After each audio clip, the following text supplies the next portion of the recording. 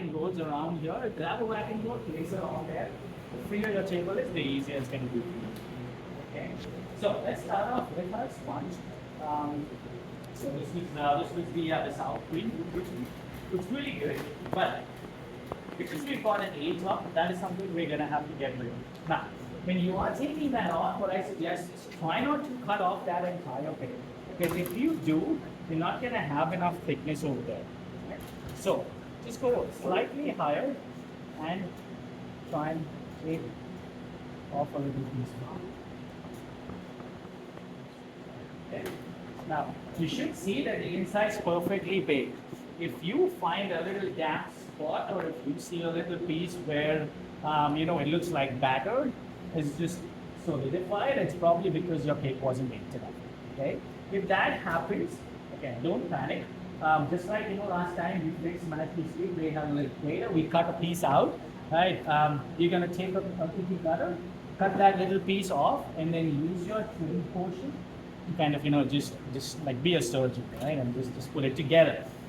As long as you put it together, no issues at all. So, in terms of thickness, we are looking at 2 centimeters. So mine's about 5. If I would have trimmed all the way, it would have been 4. So I would have lost 1 centimeter on there if I would have trimmed. So, if you can keep it between 4 and 5 centimeters, write it down there.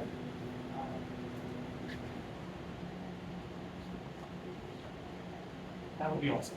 Okay, so the entire layer of the cake is going to be about between 4 and 5. So since mine's about 5, I'm going to just kind of make a little pointer for myself at 2.5. That's what each layer is going to be. Now, similar to what we did last time, right? You're going to use your serrated knife and you're just going to run it around.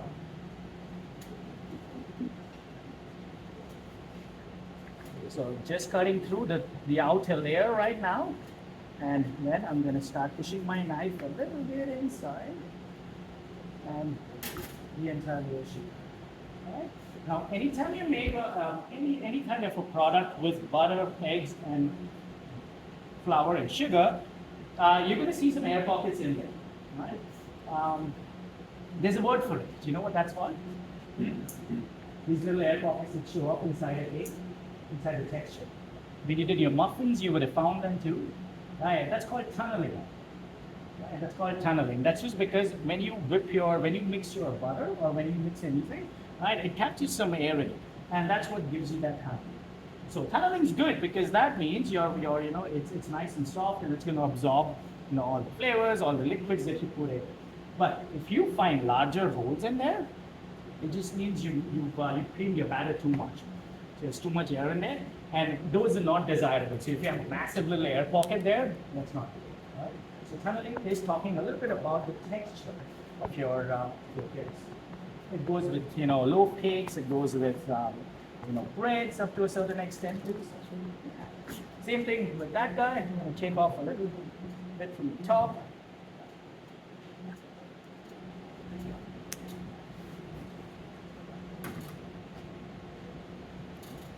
These are great, If you work in a kitchen where you've got cooks and bakers and everyone working together, right? These are awesome. Like if you want to make friends and if it's your new, if you've just started, just kind of cut this up and just go around, pass it to people. They'll love it. And cooks, for some reason, they love stuff like this, right? I mean, even though there's nothing on it, I once had this friend, and every time I was making cake, he would come take a big piece, and he would grab a whole bag of icing, buttercream, whipped cream, whatever he could find.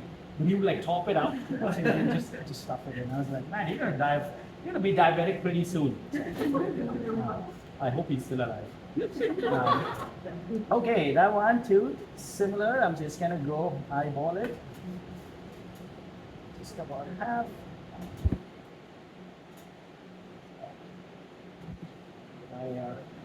My cake circle is sliding a lot. So again, that.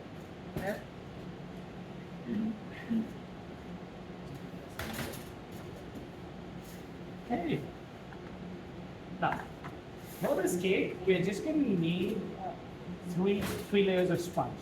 Okay? So you can pick your best.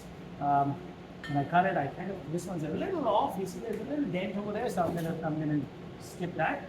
I'm gonna use these 3 pieces. to layer my. Okay. Now, next step. Grab your 8-inch cake board. Grab a 6-inch. Okay, Swiss white chocolate Swiss buttercream. And take that. Yeah. A little dollop of buttercream. So that the cake sticks. When we build this cake, we're going to build it inside a cake ring. Okay? These cake rings are awesome because you can use them for a lot of different purposes. Like if you make a cheesecake, if you want to even make a sponge in it, you could use some tin foil and just wrap the bottom and put a batter in it and then bake with it. It's great to make cakes. So you can do tarts, you can do pies, a lot of different things. A lot of places would get something like this, which is kind of fixed, so it doesn't really, you can't really expand it or make it smaller. But what I usually like to buy is the ones those are expandable. So they kind of, you can go as small as 5 inches, you can even go as large as 12 inches. So if you do a variety of cakes at your shop, you can change up. You don't need to have a whole bunch of these. So these ones are 6-inch. What you will find is they come in a couple of different heights. Like you have this one that's taller. This is about 4 inches, I believe. This is going to be about 2.5 inches. Okay? So when you are using a cake ring today, first try and see if you can find a taller one. If you don't find a taller one, take two of these levels. Okay? And then you can stack them. Maybe use a little bit of green tape to stick it together. That it doesn't. But if you got a tall one, just one should be okay. Right? So let's get started. We're going to place that right in the center. And we're going to go with our sponge. So I'm going to use my not so great looking sponge. This can go on the top. So I'm just going to use this as my base. About something. So if I put this in, right, what happens is, as I pack the buttercream is going to stick to the ring. And then what I'm going to have to do is I'm going to have to use a blower mouse to torch it around and then try and take the ring off, right? Because your buttercream is going to. That's fine. You can do it that way. But what that means is once you take the ring off, now it's going to have to go back in the fridge because the other sides are going to be a little warm. So it's going to have to go back in the fridge. Okay? To avoid that little step, I'm going to use an acetate spray.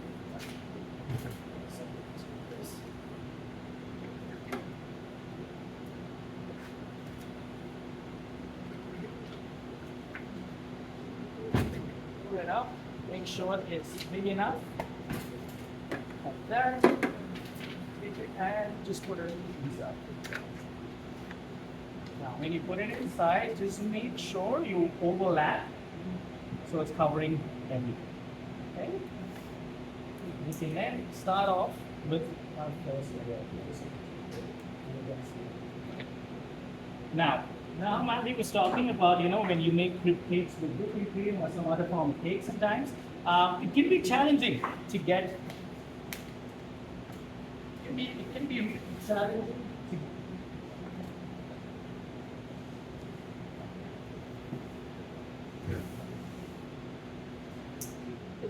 to get the sides, because you see the sponge is touching the side here. So if that were the case, what I would do is I would take my sponge and use this and cut it.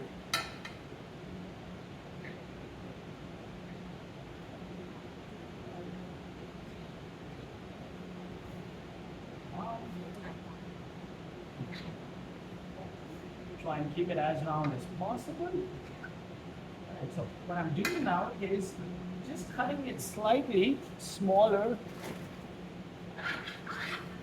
than my ring. So I've now got some space on the side. What I can do now is when I try and ice, I can use icing in a piping bag.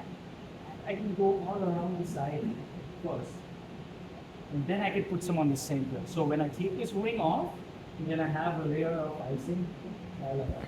That's going to save you the trouble of having to go over multiple layers of masking. With buttercream, this technique works great, but if you're doing whipping cream, right, I would recommend cut your sponge. Trim your sponge, make sure it fits on the inside so that once you pipe your cream, you freeze it really hot, and then you take off your wick, and you get a really nice straight edge on the side. Okay, so that's my little suggestion. So try that method today. If you don't have a cake ring, you can borrow one from here, bring it back to Europe. You can try that. Okay. So for this one, because we are working buttercream, because we're going to be using the cake board, I'm not really going to worry about trimming the sponge. We're just going to keep it just the way it is. Okay. So get that. Then we've got some syrup. So again, 40 grams of simple syrup is what we're going to use. There. That.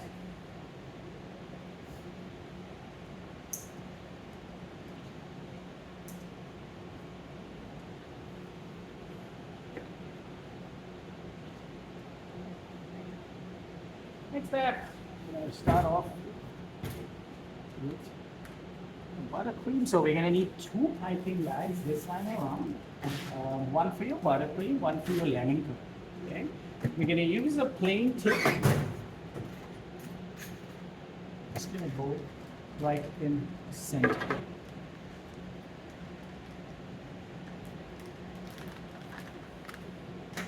And that one can stay just the way it is. So I have tiny piping bags here. When you get your buttercream, you're going to notice. You see how it's not as shiny as you want. Like it is quite thick. If you try and pipe buttercream at this consistency, it's going to be a nightmare. You need a lot of force. It's going to be really tough. So just take a moment.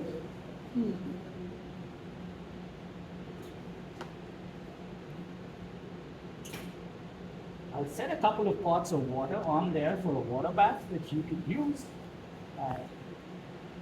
Again, you're not going to need too much heat on it.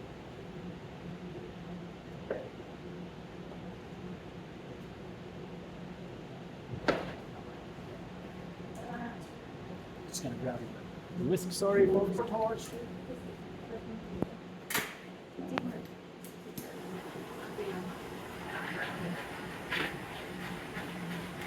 Don't heat it up too much. If you leave it on there for too long, it's going to melt, which means now you can pipe.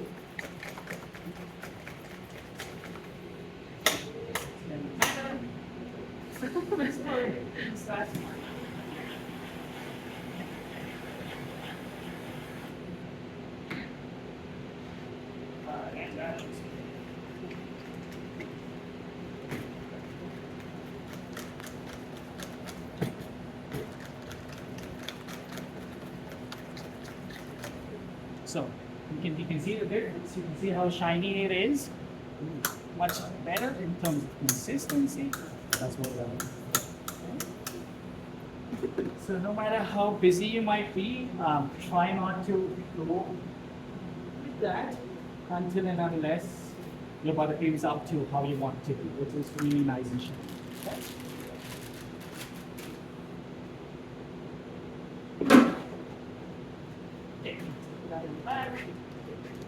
And the small bites are tough to work.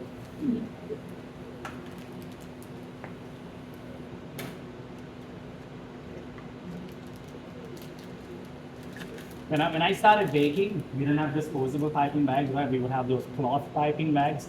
It's awful because you would use them for so many different purposes, and then people would just rinse them. Have you used them? I once piped buttercream, and before me, I think someone piped like an onion and cream cheese or a garlic cream cheese or something. Man, my cake smelled a lot like that. Okay, so buttercream in one. A spoon.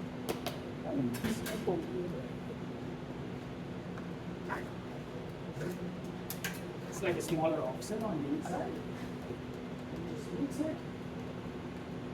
If you melt it down, so gelatin, it doesn't really have a middle texture. It's either solid or it's fluid.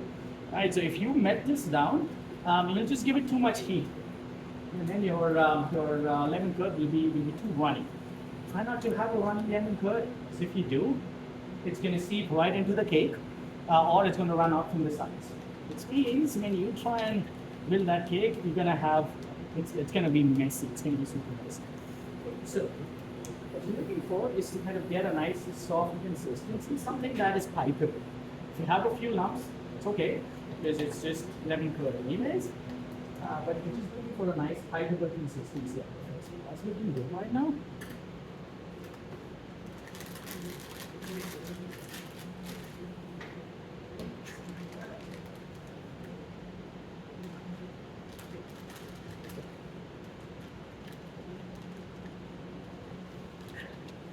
I wish I had smaller hands, like baby hands. I could do this job so much easier. You have smaller hands, Jose. I think you'll be fine.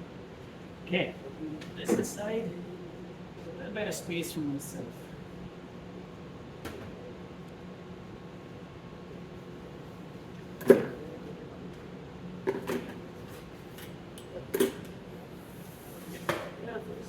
Just clean up. Otherwise, Andy's going to be mad. I'm using this. He was upset with me last time. Why do you keep putting stuff on my table? Right, Andy? Don't throw it. First thing we're going to do when we fry, we're going to do a ring. So the black is the buttercream, the red is the lemon curd. So the first two rings are going to be buttercream. Okay? So grab your bag. Last time we started from the center. This time we're going to start from the side. So grab your bag. And you can actually measure this too. So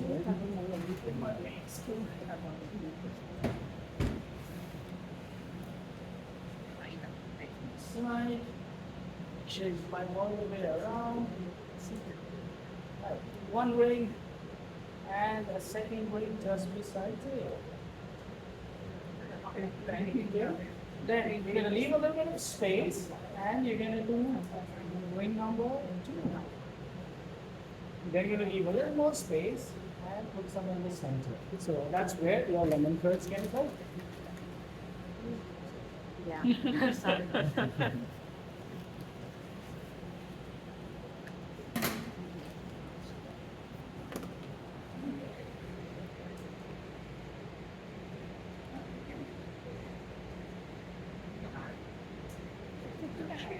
So it was about 130 grams of buttercream, and then about 30 grams of lemon curd.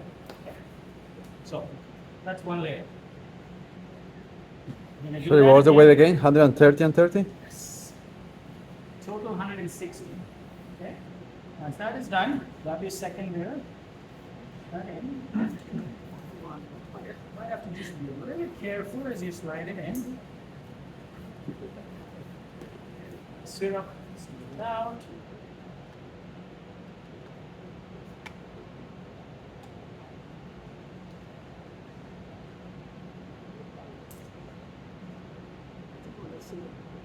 Let's do it. We just got this done. Okay. Let's put that back on. Okay, same thing again. The outside first.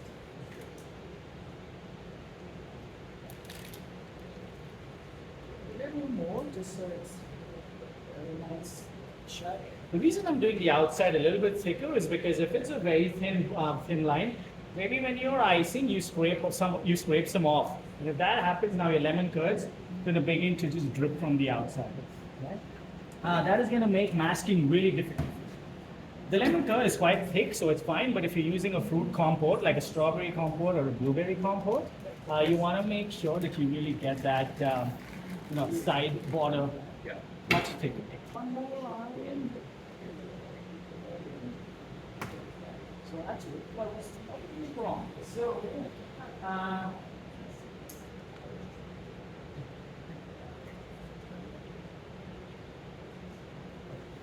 and 40 grams, 50 grams. So here goes at the top. Now that's going to come out a little bit. That's okay. Not too concerned about it. Probably should get If you're wondering why I don't have enough buttercream, it's not because I didn't make enough. It's because someone took buttercream from me, right, on day one, but didn't return any. Right, Jose? No. No! You messed your buttercream up and then you were like, can I have your buttercream? That's okay, Jose. I will take it back from you. It's okay. Okay, so you should have, I think you should have enough buttercream to complete this. Hopefully. Fingers crossed. And then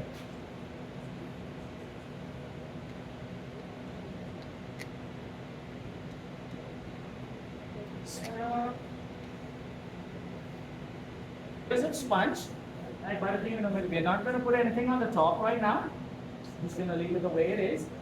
It's then going to go to the fridge for 15 minutes. Okay, you take it out. You mask it with your you'll mask it with your crumb coat. Okay. Once crumb coat is in, you're then gonna put it in the blast freezer for 15 minutes after the crumb coat's out. After 15 minutes, you pull it out, and then you can make really nice border around. With your ring, you'll be able to just slide it off like this. You should be just able to pull it off, right? And then in between, you're gonna notice really nice even layers. Okay, you will see some air pockets some on the side. That's because that sponge had a little bit of a curve to it, and that's why you see that. No big deal. When you go with your buttercream for the sides, it's gonna cover everything. Okay, so no need to stress about it. Okay, guys. So that's what you're looking to finish about. I know I went 10 minutes over, so I'll probably give you 10-15 minutes extra too. So we meet back 1:45.